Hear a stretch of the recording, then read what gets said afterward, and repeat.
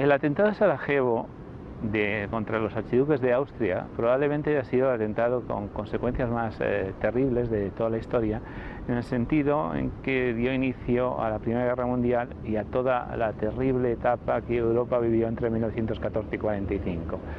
En ese sentido, pues puede ser incluso más significativo que los atentados de Nueva York y Washington de 2001. Obviamente, esto no quiere decir que la Primera Guerra Mundial estallara porque hubo este asesinato. Evidentemente aquello fue la chispa y que prendió un incendio debido a las tensiones existentes en Europa, y por tanto sería una simplificación absurda ver simplemente el origen de la guerra en este atentado. Durante la primera década y media del siglo XX, el espacio balcánico va a ser un referente constante en la pugna de intereses de las grandes potencias europeas.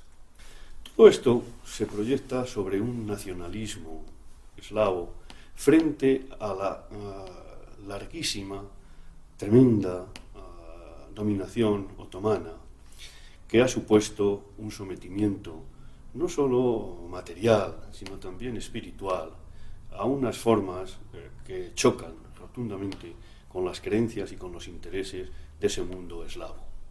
Y, por último, también de la propia Grecia. Todos estos factores se conjugan, como digo, de una manera bastante complicada para dar como telón de fondo el ambiente a esa creciente hostilidad que va a concluir, por último, desde el verano de 1914 en la Primera Guerra Mundial.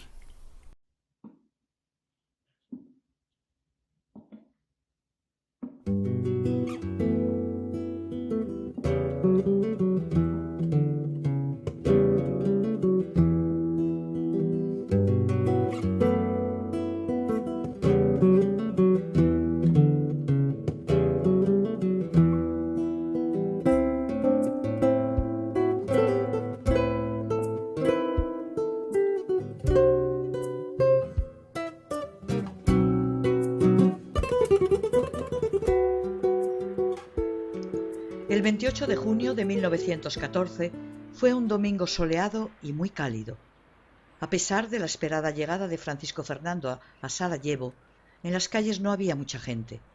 Los croatas católicos estaban en la misa dominical y los serbios ortodoxos estaban celebrando su mayor fiesta nacional, el Día de San Vito, el aniversario de la trágica batalla en Kosovo-Polje contra los turcos. Igual que ellos, los musulmanes bosnios tampoco tenían demasiado interés en recibir al archiduque austriaco, ya que sus miradas todavía apuntaban hacia el Bósforo, añorando la ya imposible vuelta de los turcos a Bosnia. Un día antes, el 27 de junio de 1914, el periódico local en alemán Bosnische Post había publicado el programa completo de la visita del archiduque, lo que hizo un flaco favor a su seguridad. El doctor Leo Pfeffer, juez instructor en el proceso contra Gavrilo Princip y sus cómplices, en su libro publicado en Zagreb en 1938, muestra la sorpresa de que en las calles por donde tenía que pasar el archiduque no había militares y apenas se veían policías. No hubo ninguna protección real del archiduque ni de su morganática esposa.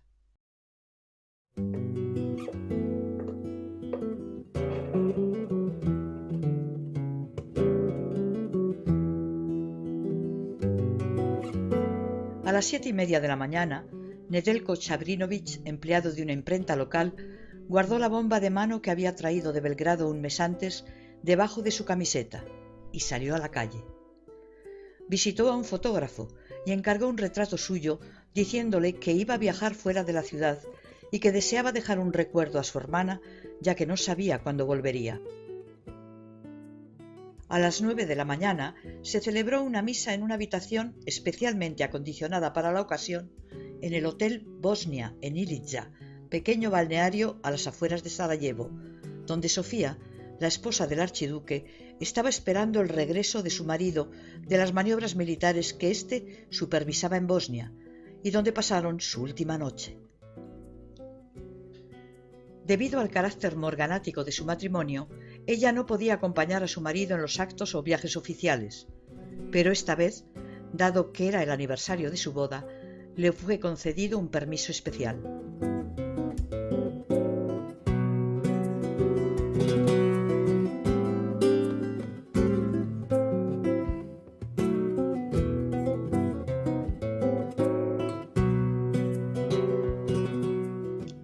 A las 9:25 el archiduque y su esposa, acompañados por Oskar Potiorek, partieron desde la pequeña estación de tren de Ilicha hacia Sarajevo. A las 10 de la mañana el tren de Ilicha llegó a Sarajevo. Después de la breve visita a un cuartel militar, la columna de varios vehículos oficiales partió hacia el ayuntamiento. No más de 15 minutos más tarde, Nedeljko Chabrinovich intentó matar al archiduque tirando una bomba que éste consiguió rechazar con la mano, y quedó ileso. Una veintena de personas en la calle resultaron heridas. «Ha sido algún loco, señores, continuemos», dijo tajante el archiduque. Todo ello se gestiona mal por parte de Austria y también en cierta medida y en algún momento por el propio gobierno Pasic. Creo que hay una responsabilidad también en el gobierno serbio a propósito de lo que va a desembocar en el 28 de junio y sobre todo a posteriori, ¿no? Estas circunstancias y estas fuerzas, a la vista de un historiador, repito, son las claves del 28 de junio, porque la llegada del archiduque a Sarajevo es conocida. El que existe un peligro de atentado grave es conocido, incluso es advertido a las autoridades austrohúngaras. Todo el mundo parece, como tantas veces que se comete un magnicidio, que todo el mundo sabe que va a ocurrir el magnicidio, pero nadie es capaz de evitarlo. Es tal la cantidad de intereses, la cantidad de interferencias entre esos intereses, que al final, visto en la distancia, pero ¿cómo es posible que se cometan tal cantidad de errores para llegar a este desenlace? El atentado contra el archiduque Francisco Fernando y su esposa, bueno, es incluso un caso paradigmático, que en pocos minutos se atente dos veces contra el mismo personaje. Pues esto no es tampoco, no digo frecuente, sino tampoco es ni imaginable. Bueno, no se podrá evitar un atentado. Bueno, pero dos atentados en la misma mañana son muchos atentados. Quiero decir que algo funciona mal. Los servicios de información austriacos, desde luego, funcionan horriblemente. Y ahí queda ese otro espacio ya de las elucubraciones, que siempre acompañan también a todo magnicidio. ¿O es que había interés en que realmente el magnicidio acabara teniendo éxito?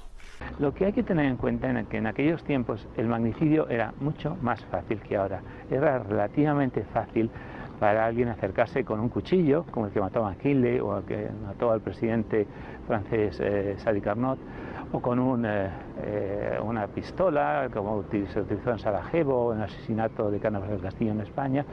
Eso era relativamente fácil, mientras que ahora yo no diría que es imposible, pero es extremadamente difícil. Eso explica que los magnicidios fueran relativamente corrientes en aquella época.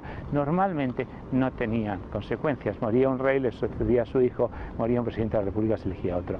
El caso especial de Sarajevo es que pone en marcha una siniestra dinámica entre las potencias europeas sin que haya ningún gobernante europeo con una visión suficiente como para haber ejercido una mediación entre Austria, Hungría y Serbia que habría evitado a nuestro continente tantos males como se produjeron.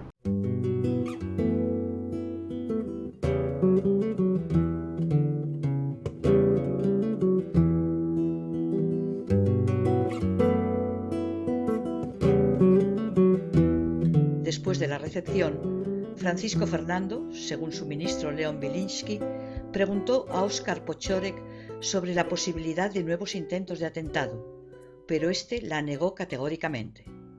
Entonces, Francisco Fernando decide continuar con el programa previsto, añadiendo la visita en el hospital a dos altos oficiales austriacos heridos en el intento de atentado de Chabrinovich.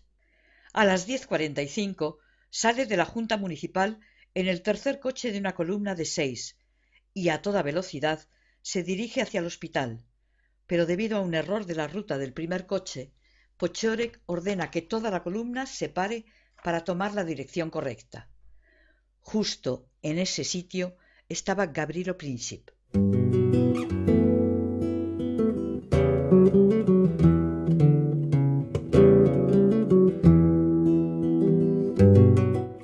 Incluso dicen que un policía intentó impedir el disparo, pero Mihailo Pushara, el amigo de Princip, le empujó, lo que le permitió disparar.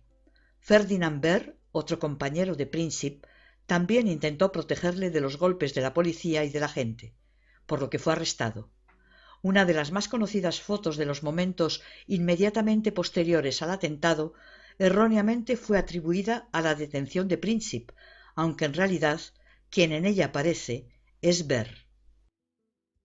A las 11:30 de la mañana del 28 de junio de 1914, el archiduque Francisco Fernando de Austria y su esposa Sofía Chotek yacían muertos en la residencia del general Oskar Potiorek, gobernador austriaco de Bosnia y de Herzegovina.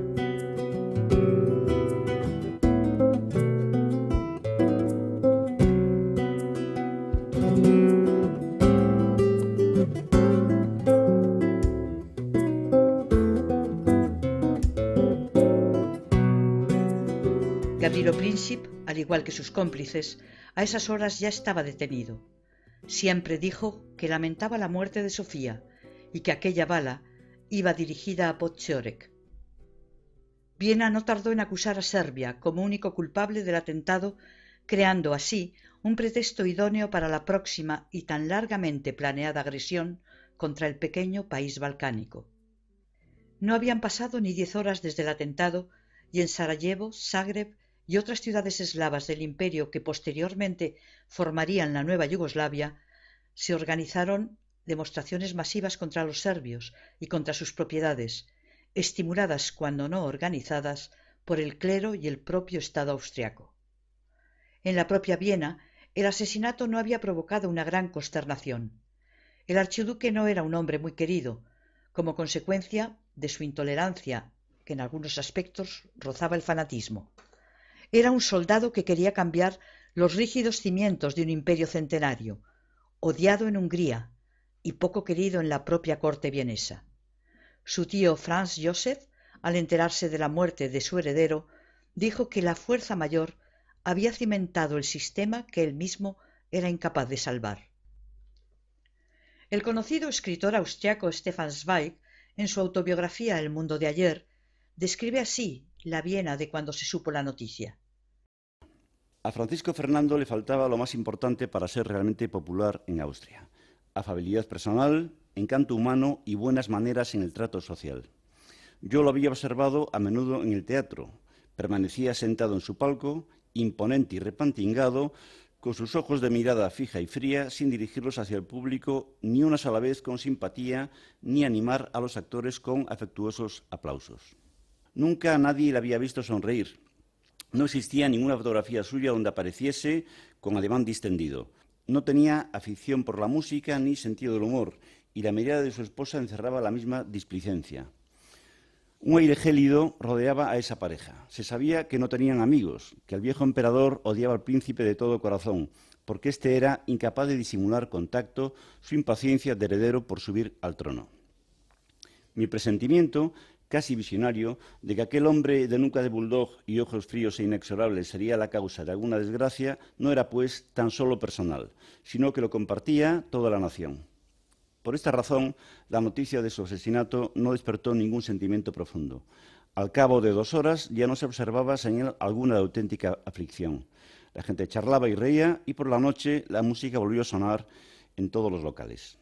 Aquel día hubo en Austria muchas personas que, a escondidas, respiraron aliviadas, porque se habían eliminado al heredero del viejo emperador en beneficio del joven archiduque Carlos, mucho más popular.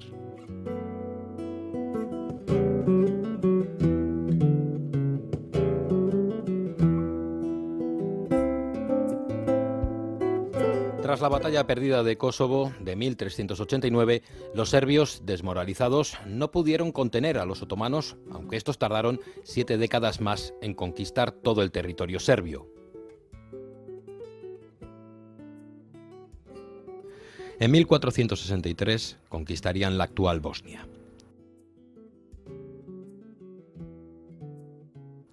Siendo el Imperio Otomano un estado islámico teocrático, los serbios, igual que el resto de los cristianos en Bosnia y Herzegovina, sufrieron toda clase de abusos y atropellos. Volviéndose insoportables la violencia, las humillaciones y la explotación, los serbios, en la mayoría de los casos, se vieron obligados a abandonar las zonas desarrolladas, las ciudades, los centros comerciales y mineros, y huir a las provincias para evitar así la furia otomana. Los que se quedaron en las urbes tuvieron que aceptar el Islam para salvaguardar así sus negocios y sus vidas. La primera gran sublevación de los serbios se produjo entre 1804 y 1813. Pese a no fructificar, significó un punto de inflexión hacia la liberación definitiva del yugo otomano. Una segunda rebelión, en 1815, resultaría en la creación del Principado Otomano de Serbia, un ente autónomo dentro del imperio que ya contaba con parlamento, constitución y dinastía propios.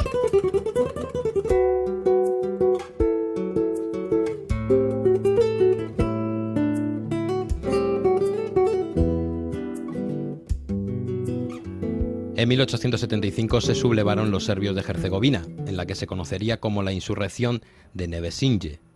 Los rebeldes, apoyados con armamento y voluntarios principalmente desde Montenegro y Serbia, pero también por los seguidores de Garibaldi de Italia, que tuvieron su propia brigada, pusieron en apuros a los otomanos y con facilidad consiguieron extender la chispa de la revolución libertaria a la vecina provincia de Bosnia.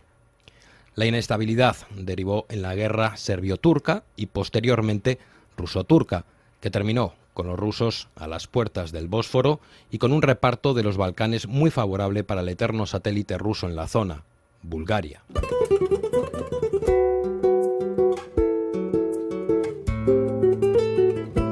Sin embargo, las potencias occidentales no veían con buenos ojos tanta expansión rusa. Gran Bretaña observaba con preocupación su proximidad al Bósforo, ya que ésta podría poner en peligro el tránsito de barcos ingleses por el canal de Suez.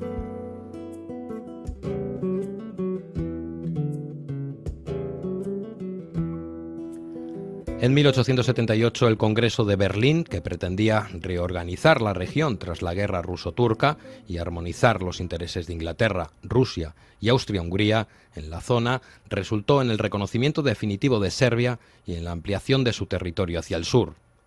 También se reconoció la independencia de Rumanía y de Montenegro y además se otorgó al Imperio Austrohúngaro el control sobre Bosnia y Herzegovina, sin contar en absoluto con su población, formada mayoritariamente por los cristianos ortodoxos y católicos.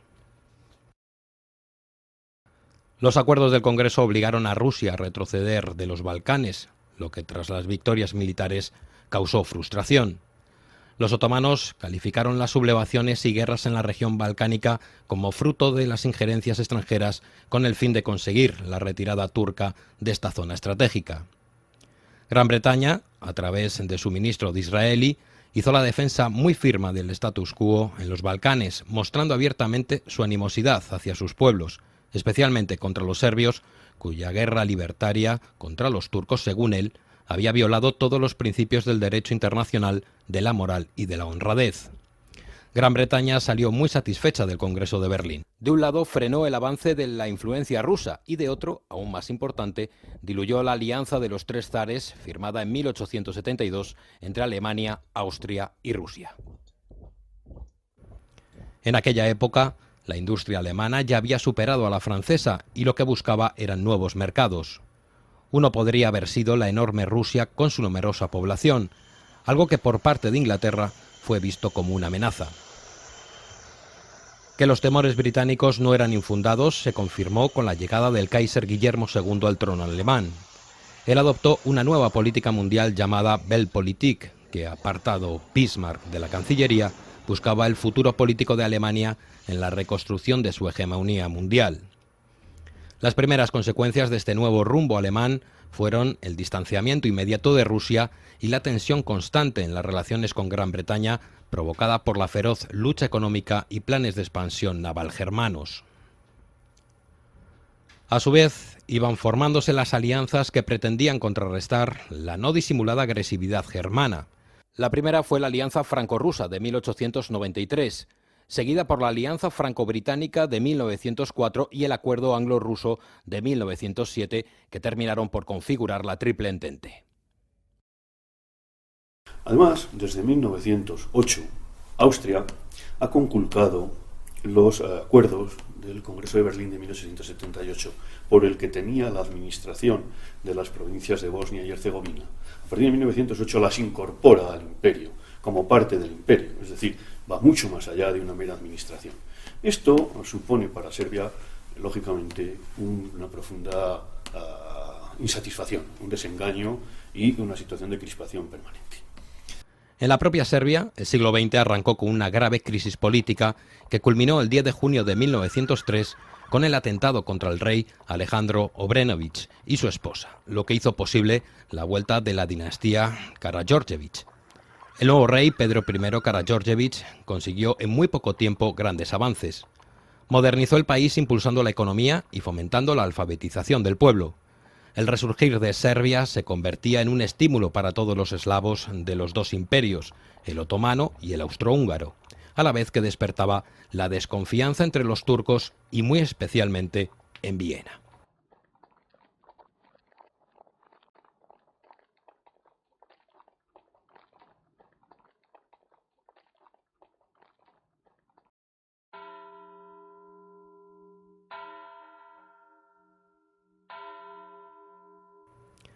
Para frenar el desarrollo del joven país, el Imperio Austrohúngaro impuso en 1906 un bloqueo económico contra Serbia, impidiendo así su comercio exterior. El conflicto fue bautizado como la Guerra de los Cerdos, porque afectaba principalmente al comercio del ganado porcino. Como ya no contaba con su habitual vía más natural hacia los mercados de Europa Occidental, el territorio austriaco, Serbia tomó conciencia de las limitaciones que suponía carecer de una salida directa al mar. Esa salida al mar le sería ofrecida por los aliados unos años más tarde, en 1915, con el Tratado de Londres, pero una vez acabada la contienda, las grandes potencias simplemente olvidaron esta promesa.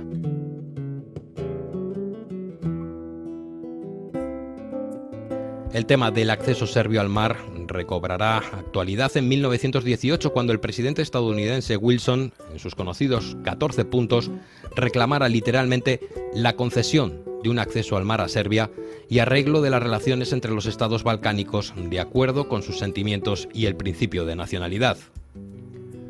Lamentablemente, ese punto 11 del documento Wilson, las potencias europeas no tuvieron en cuenta.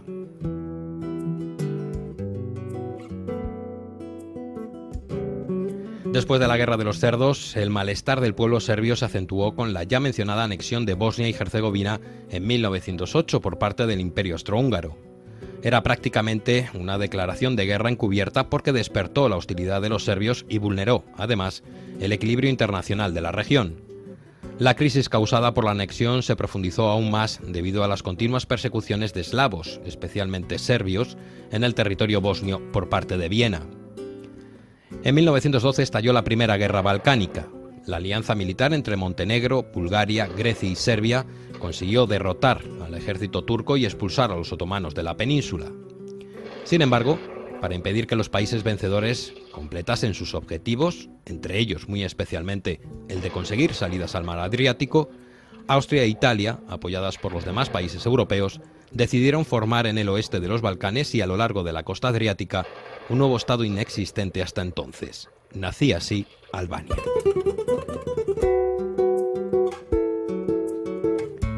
Las discrepancias entre los vencedores de la Primera Guerra Balcánica estallarían un año más tarde, en 1913. Bulgaria consideraba que recibió menos territorios en Macedonia de lo que había acordado con Serbia antes de la guerra. Apoyada por Austria, atacó a Serbia, pero la nueva guerra, lejos de reportarle los beneficios buscados, le costó nuevas pérdidas territoriales.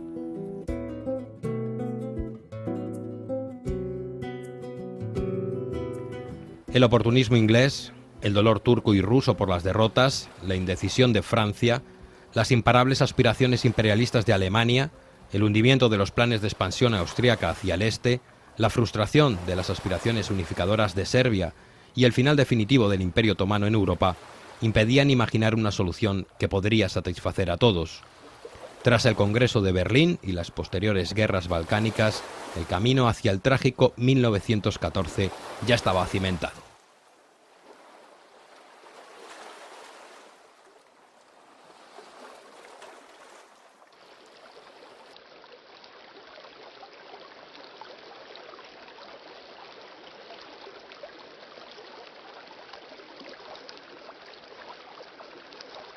Gavrilo Princip y sus cómplices eran miembros de una asociación secreta llamada Mlada Bosna, la Bosnia joven, que había nacido en torno a 1910.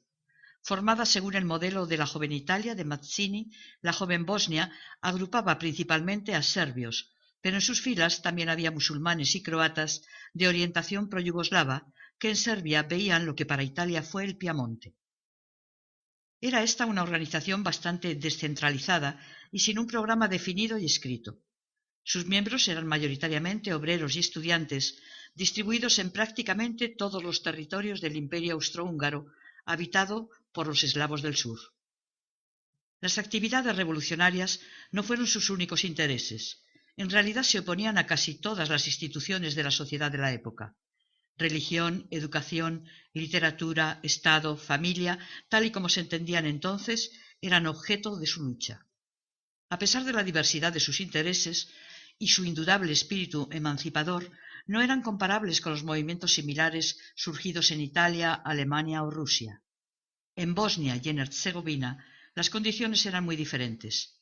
Más de 30 años después del inicio de la ocupación austriaca, el analfabetismo todavía alcanzaba al 87% de la población y había solo 5 gimnasios, escuelas de educación secundaria, equivalentes al liceo en Francia. Según Vladimir Dedijer, el presupuesto solo para gendarmería superaba en más de 1 millón de coronas al presupuesto educativo, ya que en la Bosnia de entonces había más comisarías que escuelas primarias. Tan bajo nivel educativo era uno de los pilares que sustentaban la ocupación austríaca. 30 años después de la entrada del ejército imperial a Bosnia, apenas una veintena de personas había conseguido el diploma universitario. Además, como medida adicional, Austria prohibía participación de los estudiantes en cualquier tipo de asociación. O sea, actividad, participación en una asociación política, cultural o hasta deportiva era tratada como acto de alta traición y por lo tanto era prohibida. Única organización permitida, única organización legal era Congregación de María, guiada por un cura jesuita que era a su vez el hombre de confianza del archiduque austríaco. Dicho esto, es imposible opinar y valorar la violencia que supuso el propio atentado sin tener en cuenta la violencia política ejercida por el imperio durante un periodo de tiempo tan prolongado. ¿Comprender? Sí. Por eso yo puedo comprender a Princip, puedo comprender el sentimiento que suscita en el mundo serbio en general.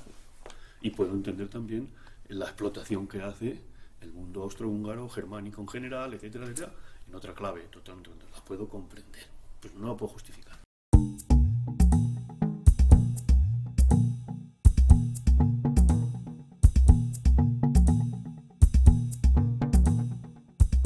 Con todo, estas asociaciones secretas tenían varios puntos en común, entre ellos las acciones de terrorismo individual claramente inspiradas en las de los anarquistas italianos y rusos.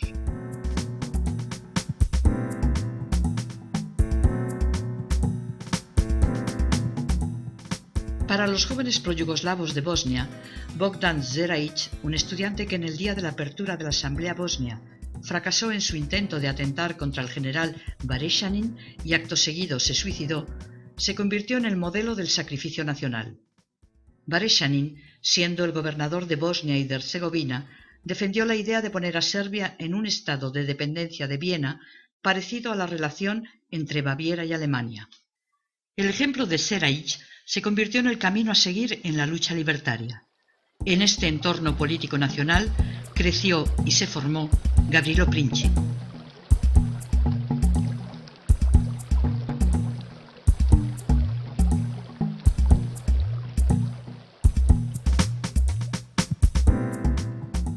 Princip se convertirá, como cualquier protagonista de un hecho de esta naturaleza, en un héroe para sus partidarios, en un asesino de la peor especie para los demás.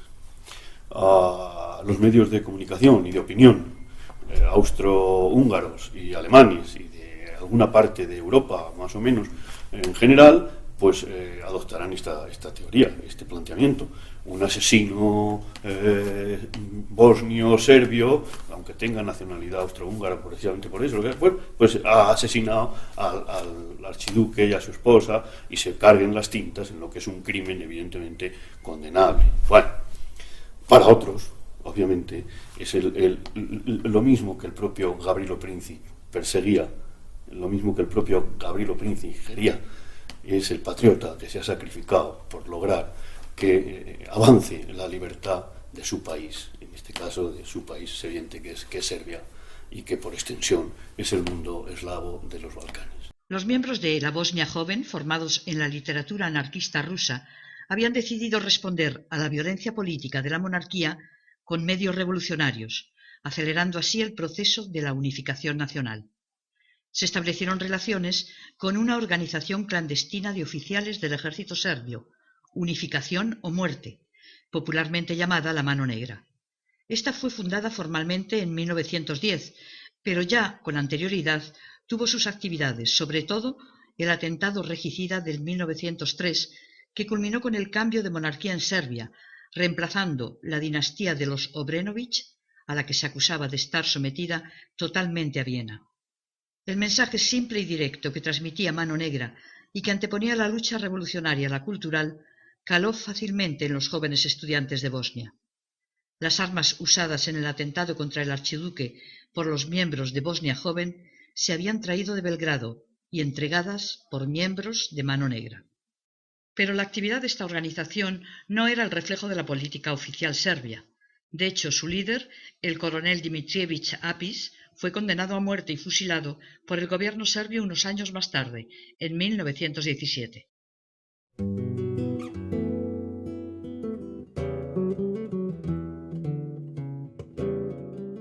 También es conocido que Belgrado, oficialmente, a través de su embajador en Viena, advirtió de que algo podría pasar y que la visita del archiduque Francisco Fernando, coincidiendo con el día de la mayor fiesta nacional serbia, sería interpretada como una provocación.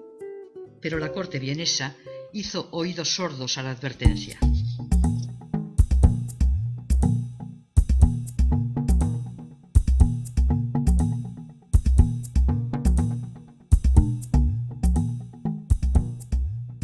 Nos podemos imaginar qué hubiera pasado en Dublín si por aquel entonces el rey de Inglaterra hubiese decidido visitar Irlanda justo en el día de San Patricio, la mayor fiesta irlandesa. Los motivos de una actitud radical eran numerosos. Uno era la nunca resuelta cuestión agraria. Al ocupar Bosnia, Austria aceptó como válida la decisión turca de 1859 que la facultaba para resolver los conflictos entre terratenientes y siervos, estos últimos, en su inmensa mayoría, serbios. La actuación austriaca tenía como prioridad el mantenimiento del sistema feudal implantado por los turcos, adoptando numerosas leyes que sustentaban esta política. El conocido pedagogo, teólogo y médico naturista Vasa Pelagić, serbio de Bosnia, envió una carta abierta al ministro británico de Asuntos Exteriores, Gladstone, que fue publicada 3 veces en la propia Serbia y luego traducida al búlgaro y al ruso. Comparando la situación de Bosnia con la de Bulgaria, que entonces estaba bajo el dominio ruso, Pelagić subraya que Rusia, considerada por el Occidente un país bárbaro, tolera la existencia de 9 periódicos y revistas diferentes en Bulgaria, mientras Viena pretende que nos conformemos con un solo periodicucho digno de alguna aldea perdida de Afganistán y no de la Europa iluminada. Citando los títulos de libros que en Bosnia fueron prohibidos por Austria en solo 2 años, Pelagić, en su carta a Gladstone, clama: «Nosotros no fuimos liberados, estimado señor, fuimos ocupados y dominados». Esta larga carta, que tiene muchos puntos interesantes, se puede resumir en una sola frase de su último párrafo. Este es el relato de la liberación que nos trajeron los austriacos a Bosnia, el relato que tiene que consternar no solo a nosotros, sino también a todos los amigos de la paz, el progreso y la cultura. Aunque la carta enviada a través de Gladstone iba dirigida a la opinión pública europea, nadie la prestó atención, ni mostró interés en lo que estaba pasando en Bosnia bajo el dominio austriaco. La otra forma en la que Viena trataba de mantener el control sobre los serbios de Bosnia fueron los continuos juicios masivos.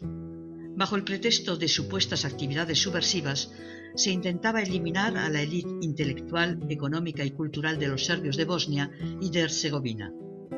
Desde la anexión de 1878 al estallido de la Gran Guerra, sin contar los juicios similares celebrados en Croacia, se celebraron 148 procesos contra serbios acusados de acciones subversivas contra la monarquía en Bosnia y en Herzegovina. Unos 60 se celebraron en Banja Luka, seguidos por los de Tuzla, Mostar, Travnik, Sarajevo y Bihać. Incluso los serbios más moderados de Bosnia y de Herzegovina se levantaron contra la represión simbolizada por estos juicios políticos prefabricados. Huellas de estos procesos llegaron hasta Madrid.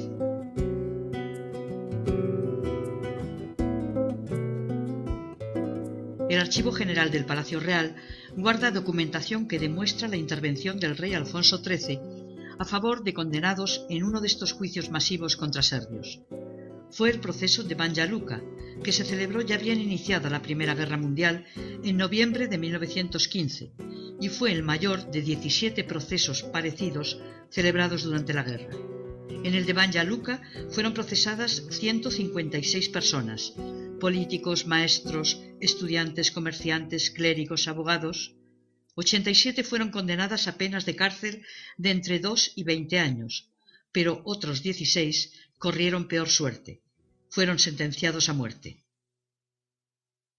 Indignada por la notoria evidencia de que el proceso estaba amañado, Serbia intentó buscar ayuda en Europa. La más decisiva llegó de la corte española. El rey Alfonso XIII, a través de su embajador en Austria, Castro y Casaleíz, consiguió el indulto para los condenados a muerte. Una de las calles más céntricas de Banja Luka, actual capital de la República Serbia de Bosnia, sigue llevando el nombre de Rey Alfonso.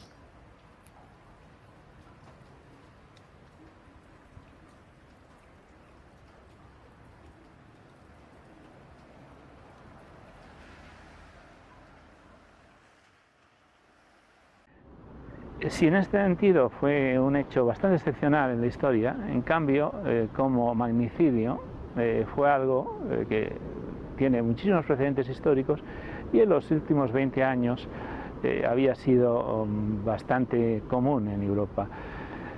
Es decir, no se trata, a veces tenemos una visión de los Balcanes un poco negativa, no se trata de que hubiera más violencia en esa zona que en otras partes de Europa. De hecho, había habido bastantes magnicidios en Europa en los años anteriores.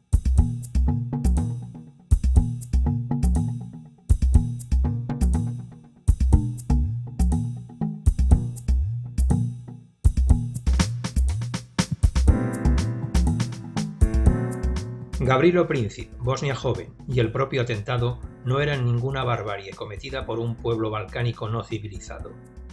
En el sentido más justo de la expresión, todos los hechos y personas de las que aquí hablamos pertenecen a la tradición europea.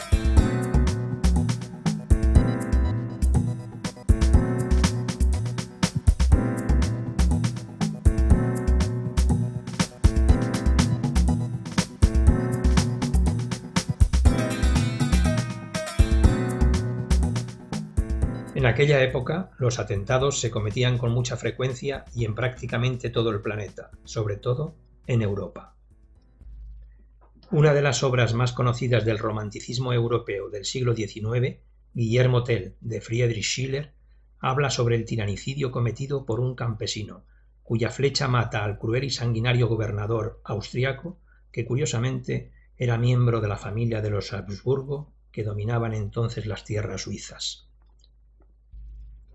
Para afrontar este nuevo fenómeno, en el 1898 se celebró en Roma una conferencia internacional denominada antianarquista, aunque los atentados no eran exclusividad suya. Los anarquistas italianos del Resurgimiento, que para Bosnia joven fueron el ejemplo a seguir en el camino de la unificación nacional, asesinaron en el período de 7 años a un presidente francés, un jefe del gobierno español, una emperatriz austriaca y un rey de Italia, cerrando esta lista con el trágico y desde todo punto de vista tardío atentado en el Teatro Diana de Milán en 1921, donde murieron 21 personas y un centenar resultaron heridos. Un antecedente parecido ocurrió en 1893 en el Liceo de Barcelona, donde 20 personas murieron víctimas de otro atentado anarquista. Curiosamente, la ópera que se representaba en el Liceo la noche del atentado fue Guillermo Tell, de Rossini. Guillermo I, el emperador de Alemania y rey de Prusia, sufrió en 1878 2 atentados, resultando gravemente herido en el segundo de ellos. En Jerez de la Frontera, en 1884, fueron ejecutados 7 trabajadores por pertenecer a una sociedad secreta llamada, cómo no, la Mano Negra, aunque nunca llegó a aclararse si ésta realmente existió o fue una invención del gobierno español para apaciguar las protestas campesinas en Andalucía. Entre el 17 de noviembre y el 20 de diciembre de 1878 se produjeron en Italia 2 intentos de atentado contra Humberto I, quien salió con vida de ambos, y un ataque con bombas contra el desfile en su honor. De poco le sirvió esta suerte al monarca italiano, ya que en 1900, en Monza, fue abatido por 5 tiros de un anarquista.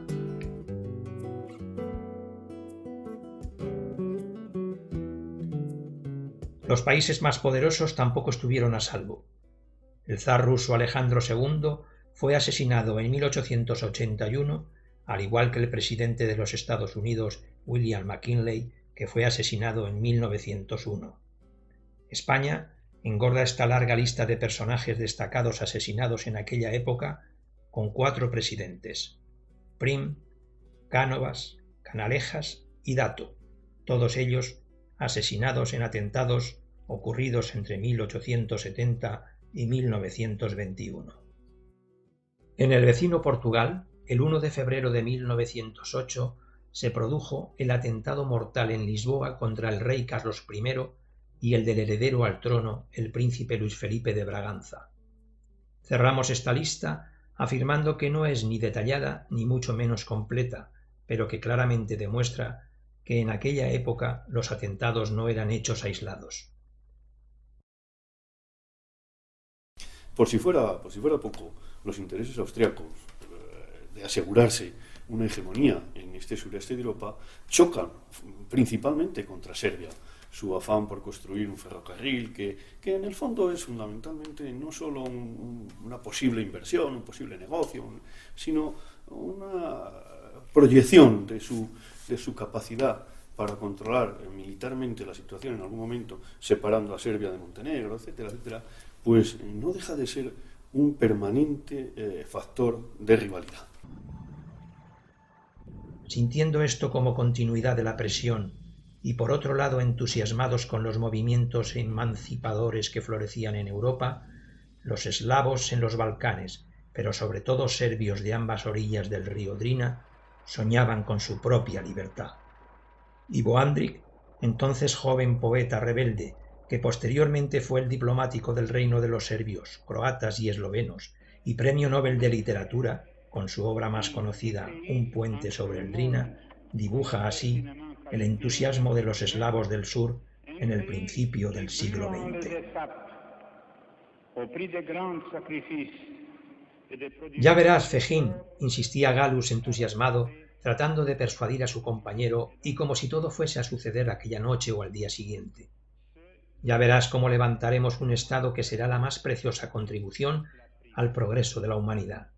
Un Estado en el que cada esfuerzo será bendito, cada víctima santa, cada uno de nuestros pensamientos original, un Estado en el que cada acción irá marcada por el sello de nuestro nombre.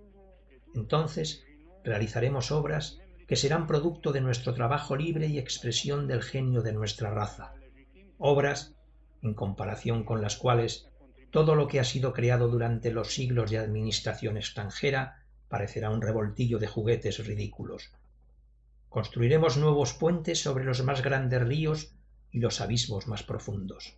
Puentes mayores y más hermosos, que no unirán centros extranjeros con regiones dominadas, sino que pondrán en contacto nuestras propias regiones y que vincularán nuestro Estado con el resto del mundo. Sobre este punto no cabe duda. Nos corresponde realizar aquello a lo que aspiraron las generaciones que nos precedieron, un Estado nacido en la libertad y fundado en la justicia, una parte del pensamiento divino que toma cuerpo en la tierra.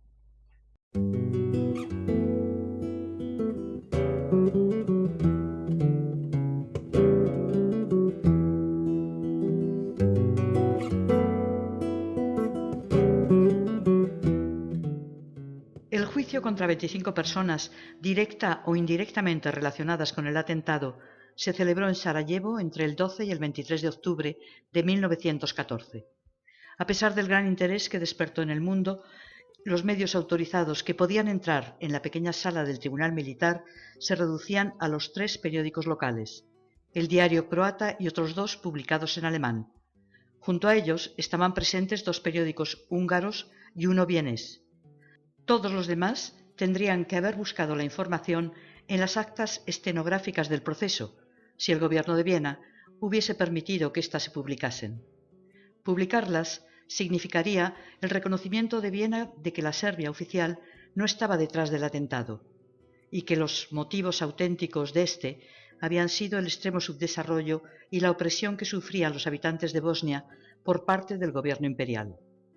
Para las aspiraciones austriacas era perjudicial escuchar las declaraciones de los acusados, que en ningún momento mencionaron la creación de la Gran Serbia, sino que muy explícitamente hablaban de la liberación y unificación de todos los eslavos del sur.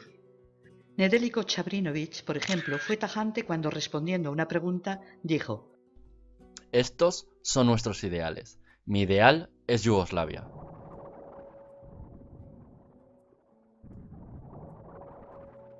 Princip daba más detalles. Nuestra idea es la unificación de todos los yugoslavos. Es lógico que Serbia, como la parte libre de los yugoslavos, tenga el deber moral de apoyar esta unificación, como fue el caso de Piamonte en Italia. Nadie mencionaba la hipotética creación de la Gran Serbia, que la diplomacia imperial había inventado 8 años antes, durante el mencionado conflicto económico. Durante todo el juicio, los acusados mantuvieron la moral alta y no mostraron dudas sobre lo justo de su acto. Cuando los 3 principales condenados fueron trasladados a la cárcel donde iban a cumplir su condena, el comandante de los guardias que les custodiaban comentó que el ejército austriaco había entrado a Belgrado. Gavrilo Princip contestó: Serbia puede ser ocupada, pero no vencida. Llegará el día en que Serbia creará Yugoslavia, la madre de todos los eslavos del sur. En el proceso era imposible diferenciar las actuaciones de la Fiscalía de las de los abogados de oficio que defendían a los acusados. Todos tenían una visión común sobre el único posible desenlace. Un buen ejemplo: toda la defensa de uno de los abogados contenía solo 56 palabras. La excepción fue Rudolf Sisler, el abogado de Sarajevo, hijo de un matrimonio croata-alemán, conocido por sus ideas socialistas. La valiente defensa de este joven abogado, que apenas tenía 24 años, intentaba demostrar que a los acusados no solo no se les podía juzgar por alta traición, sino que ni siquiera se les podía juzgar en Austria. Según él, era imposible separar a Bosnia y Herzegovina de Austria, el hecho que se les imputaba a Princip y sus camaradas, porque estas 2 provincias, según las decisiones del Congreso de Berlín, no pertenecían a Austria, que solo fue autorizada a gobernarlas temporalmente, pero cuya soberanía pertenecía al sultán turco. Añadió que para considerar a Bosnia como parte del Imperio austrohúngaro era necesario que los parlamentos húngaro y austriaco así lo proclamasen, cosa que tampoco había ocurrido, concluyendo que de ninguna manera ésta pertenecía al imperio y descartando así el acto de alta traición. Esta defensa casi le costó la vida. Se salvó a duras penas de la furia de los soldados austriacos que custodiaban el tribunal.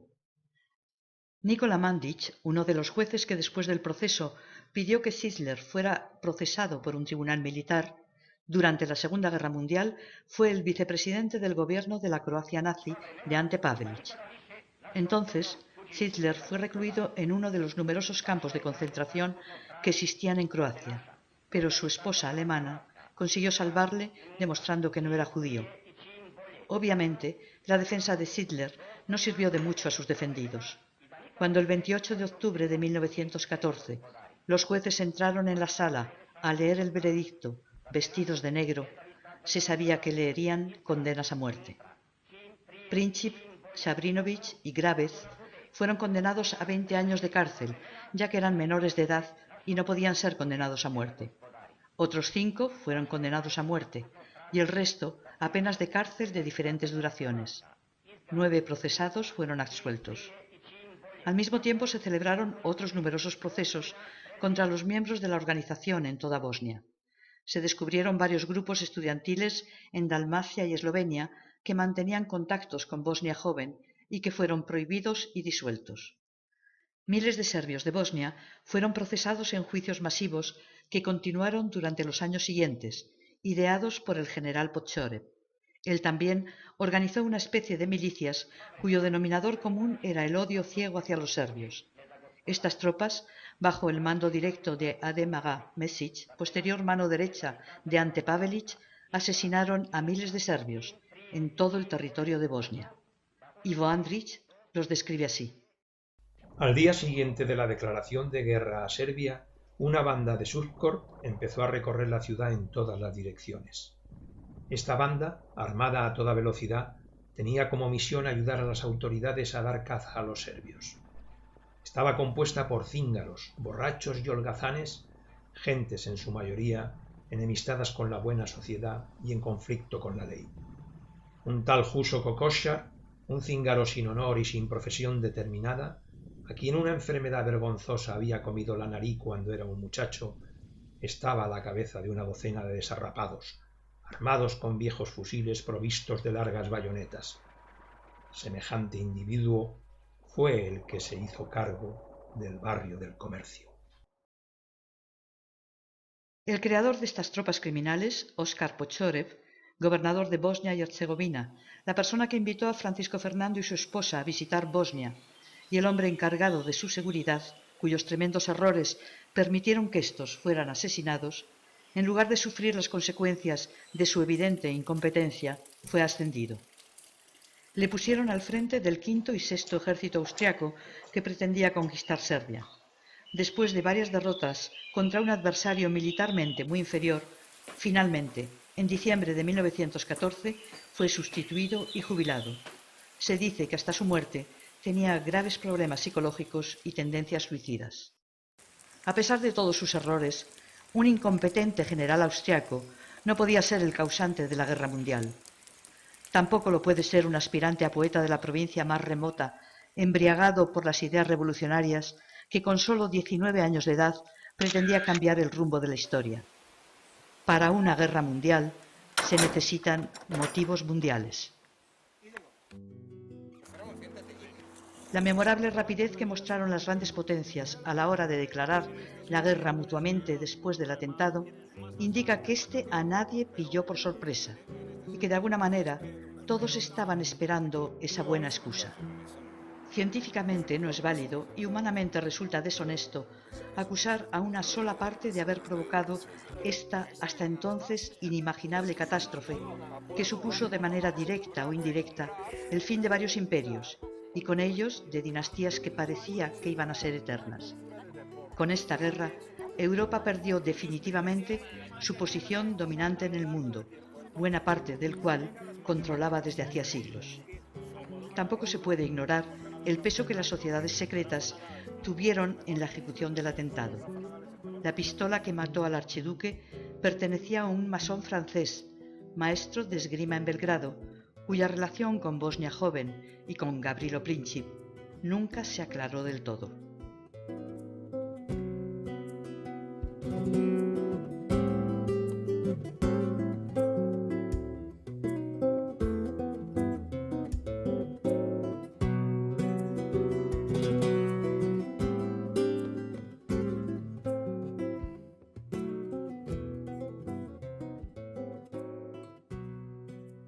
En abril de 1918, la vida del hombre que mató al archiduque Francisco Fernando se apagaba lentamente en la cárcel imperial de Terezín, en la actual República Checa.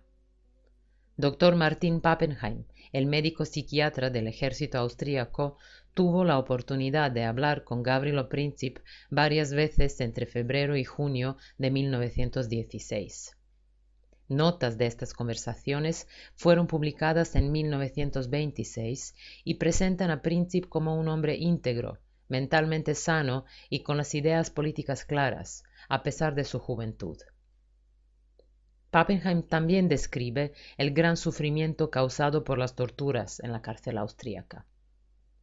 Enfermo de tuberculosis, muy malnutrido y con una mano amputada, fue uno de los 8 condenados que murieron en la cárcel. Fue el 28 de abril de 1918.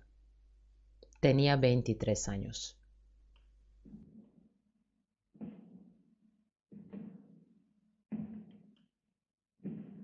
Desde la lejana Terezín, no podía ver su Bosnia natal envuelta en llamas revolucionarias en las que ardía el imperio austrohúngaro.